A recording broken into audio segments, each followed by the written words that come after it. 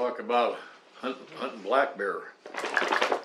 I just love to hunt bear, and I become pretty adept, pretty handy at hunting bear. And this was many years ago, and I baited bear and one thing another, and that was the best way to hunt bear.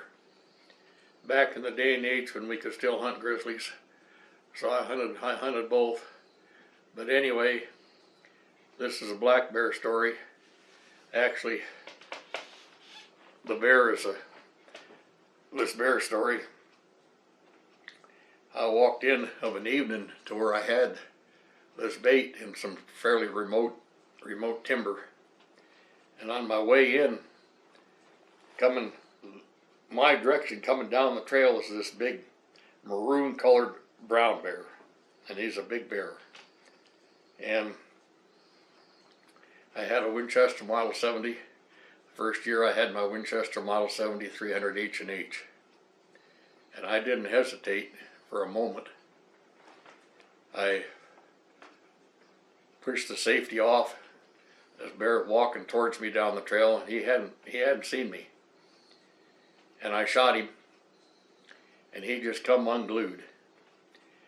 And he was running pretty much broadside at about 60 or 70 yards ahead of me, headed to the right. And I bolted another round in, and I hit the bear. I hit him good, and I hit him good both times. But anyway, this bear was running, and I made the good hit, and this bear just kind of lunged forward.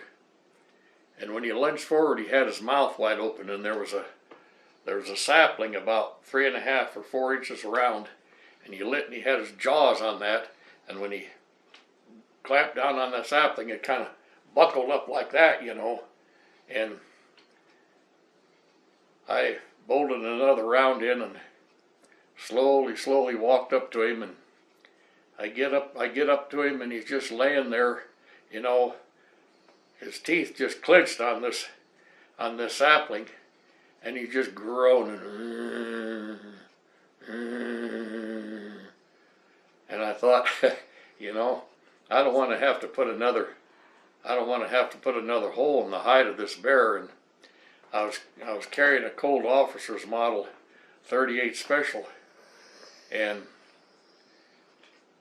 the life was nearly out of him, but not quite. And I took that Colt's 38 Special and I stuck it right in his ear hole, and I pulled the trigger twice. That was a double action Colt, and the bear just went limp. Anyway, dressing that bear out, and got the bear all dressed out, and I got him all skinned and everything, and I cut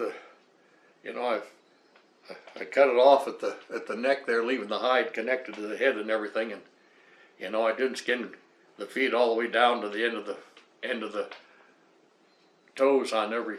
Cut it off up at the wrist. I could do that all later because I was losing daylight, and I left there, just right after dark, and anyway, carried that out, and the next morning, one of the very first things I did, I took that hide that we'd had cooled. We had in the cooler, and where hair wasn't going to slip or nothing, and this was in the spring of the year, in May, and anyway, I was a little bit curious about the bullet, in the head of the bear, and so I took my pocket knife, and I dug down in there, and I dug one of the bullets right out. I thought, doggone, and the bullet just kind of flattened out, and I got the flashlight, and gosh, I could see down there. It's down in his skull now. It's in his brain pan, just barely in his brain pan, but there's that damn bullet. Well, I gradually was able to work that bullet around and be able to pull it out with a needle nose pliers, and the one bullet smashed up against the other and flattened it out, but point blank, with the muzzle in the ear of the bear. The first bullet penetrated about that far, and the other one penetrated, and it just hit the other bullet. But it did finish the bear. Well, right then and there, I decided that for any kind of protection in the mountains, that I sure as hell wasn't going to carry that Colt 38 Special Officers model. It was a very, very fine revolver. And anyway, so it wasn't but just a short time before fall rolled around.